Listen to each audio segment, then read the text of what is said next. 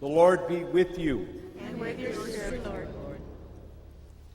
When the days for Jesus' being taken up were fulfilled, he resolutely determined to journey to Jerusalem, and he sent messengers ahead of him. On the way, they entered a Samaritan village to prepare for his reception there. But they would not receive him, because the destination of his journey was Jerusalem.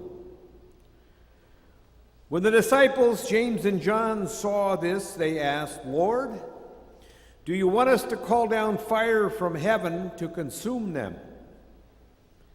Jesus turned and rebuked them, and they journeyed to another village. As they were proceeding on their journey, someone said to him, "I will follow you wherever you go." Jesus answered him, "Foxes have dens, and the birds of the sky have nests, but the Son of Man has nowhere to rest his head." And to another he said, "Follow me." But he replied, "Lord, let me go first and bury my father."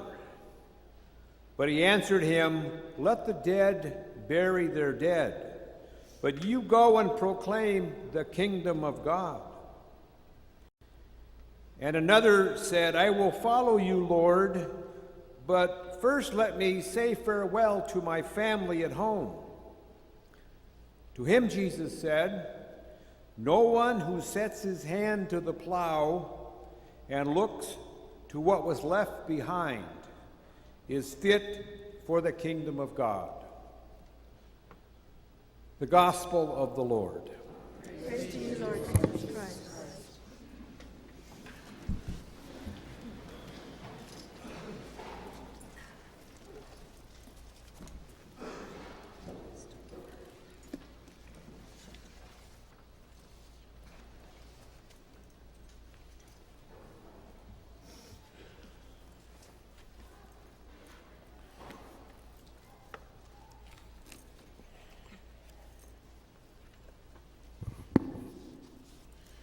I live out the Banning direction, out in Banning, and recently I was coming down Highway 10 with my cruise control on because I know there are a lot of highway patrol who watch out there, and after you drive it so many years you kind of know where they are, so put the cruise control on because my car likes to run faster than it should. And so I'm going along, I'm in the middle lane. I got a big truck on this side, and I got about 4 cars ahead of me in my lane, and on this side, there's a little string of cars, but nobody behind me. And I'm keeping a safe distance for the guy in front of me in case we have to stop along the way here. There's a lot of cars ahead of him. All of a sudden, from nowhere, comes this massive pickup truck, big wheels on it, comes right up to my back end. I mean, he's no more than 4 feet from my back end. I'm looking in the mirror, and all I see is this radiator dominating my rear view mirror. And I'm thinking, you know, I'm just going to slow down a little bit more to get some more distance with the guy in front of me because this guy can't see my red lights on my tail if they go on. He's too high. So I slowed down a little bit, and he's right there. And I'm trying not to look back now, because every time I look back, I go, "Oh my God, what's going to happen here? I can't go anywhere. There's nowhere I can go." So slowly the traffic moves just a little bit, and eventually I see an opening. And I slip over on the right side in front of this truck, and I'm clear now, and I can go right on down the road. And this guy just moves right up to the next guy. And there's nowhere that guy can go. I'm going, you know, looking back is not a good thing. It's scary when you look back and you see that. Today's readings are about looking back and not looking back. Elisha, the new called prophet who has the mantle of Elijah put on him, is out plowing in the field. He's got 12 yoke of oxen. So when he feels that call, that power of Elijah, go into him, and they will say later he has the spirit of Elijah. Elisha's moved to follow Elijah, so he kills the 12 oxen, and he uses the plow for wood, and he has a banquet for his family, and he goes. A symbol that there is no going back for Elisha. Never again will he have the oxen to plow the field. He's been called in a new direction. He's not going to be able to look back. In the gospel today, it's a key line in Luke's gospel. It's the turning point of the gospel.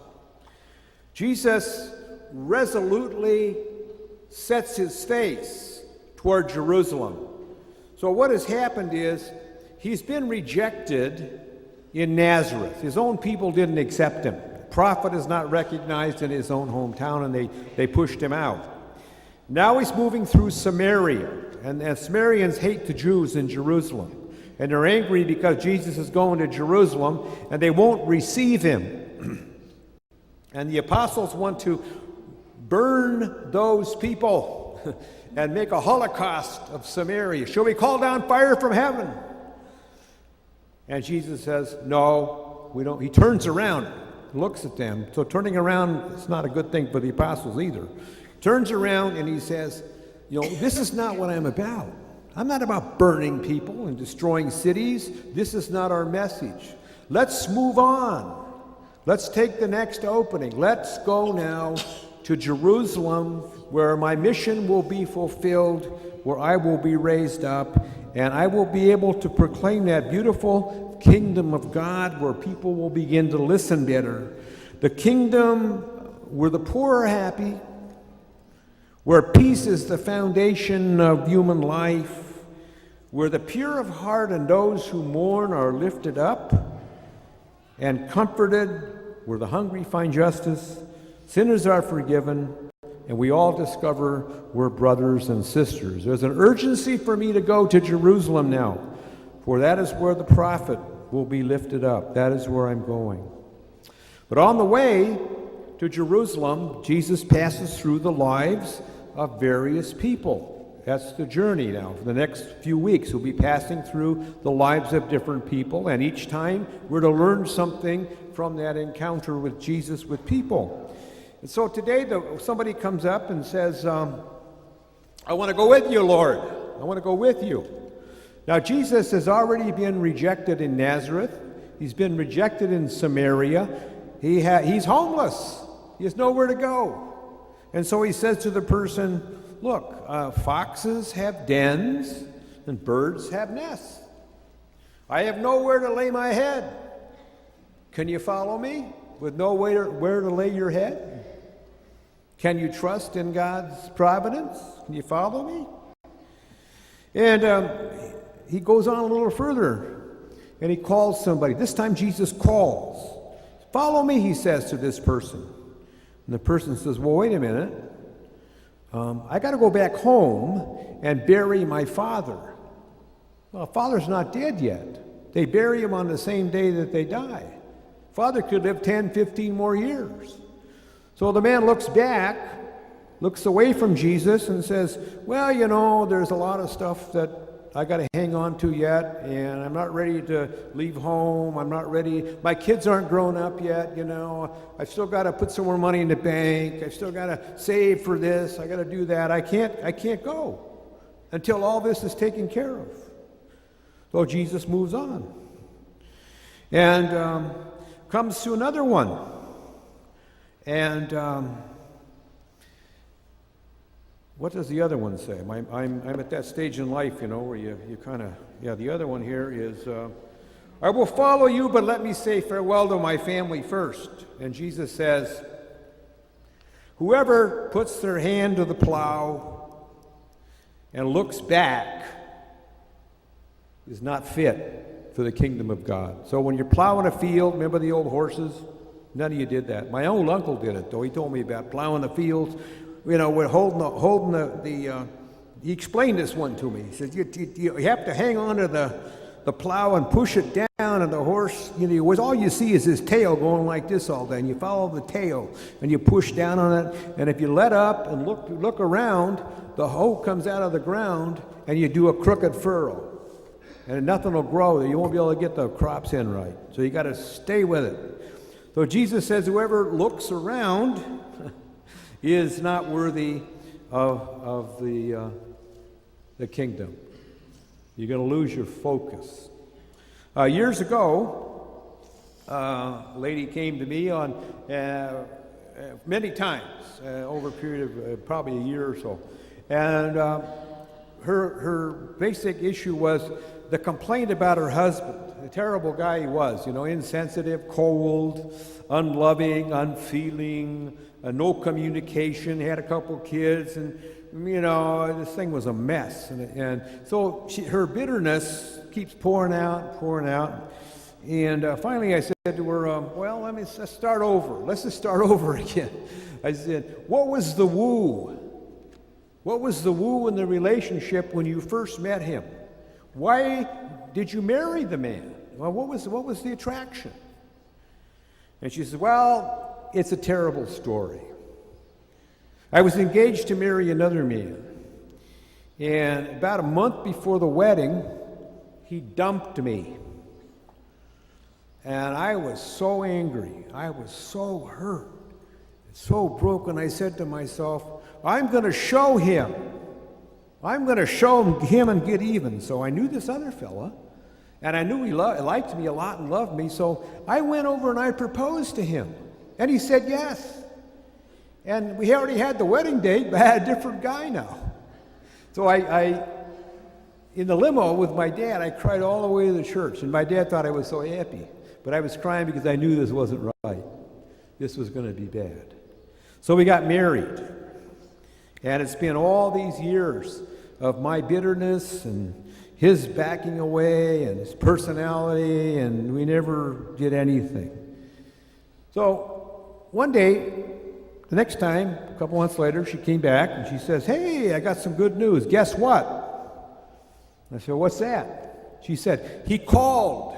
He called. I said, who called? What do you mean who called? My old boyfriend called and he wants to have lunch. And I thought, this might not be good. This could not work. Maybe this doesn't work out. I don't know. I said, well, what did you tell him? She says, what did I tell him? It's a chance of a lifetime. Of course I'm going. Friday we're having lunch. So I said, well, come on back when it's all over with, and let me know what happened. Oh, I'll be back. So it took a long time, maybe a couple of months. And she came back. I said, how you doing? How'd it go? How'd that lunch go? She said, it was terrible. I mean, he's old. He's fat. He's bald. He drinks too much. And I realized, that would not have been good for me at all. And I said, well, what are you going to do now? You got 2 kids, husband, what are you going to do? She says, well, I've started to look at my husband as a unique person, and I realized that all these years I've had this picture of this ideal man in my mind that wasn't real, and I've been comparing my husband every day to this ideal picture, and there's nobody who could live up to my ideal. So I've decided to change that. And I now look at my husband and look for the good things about him. And I see that he really does love me. And that he's very patient with me. He's put up with this all these years. He's a great father. He really takes care of our kids. He's a good provider. People like him. He's got a lot of friends.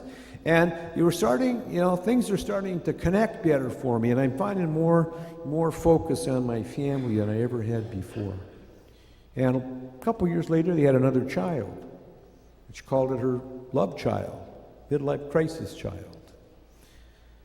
Looking back is not a good thing sometimes.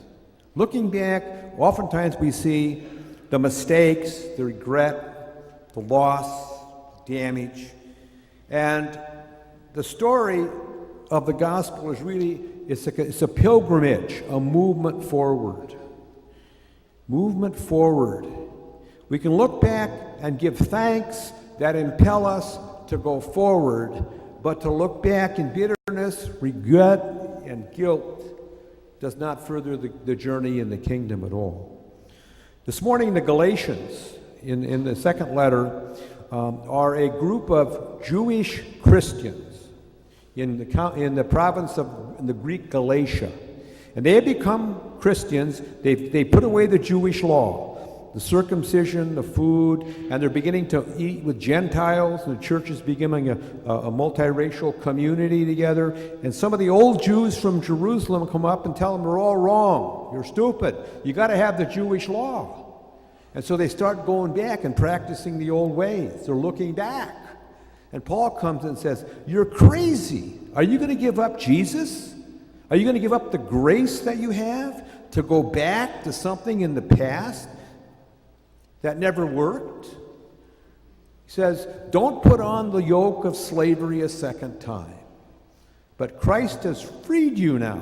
He's freed you for service and for love. All the law of the past is summed up in love your neighbor as yourself. So you're called to love these Gentile converts, these non-Jewish people. You're called to be a community. To don't look back to the way it used to be. It's never going to be that way again. The Galatians are attempted to go backwards. So here we are, at this point in our lives. There's still life ahead of us. There might be a little way to find an opening, like getting around that truck. Find a little opening in our life for something new. To know that God is still in front of us, calling us to follow, calling us to move out. We have a little time left, a little something that we still need to do. Maybe there's lots of things we need to do with our life yet, but living in the past and looking back may not be a good thing. We need to look forward. It's a hopeful outlook as Jesus calls us to walk the road and journey with him. And he walks with us and invites us to be bringers of love to one another. This morning we're strengthened here at the Eucharist to receive his body and blood, to be together as a community so we can go out. And this week find that opening and that place where God is calling us to touch and renew and be a person of compassion there. So God be with us and bless us on our journey. And let's kind of lower our rear view mirrors, huh?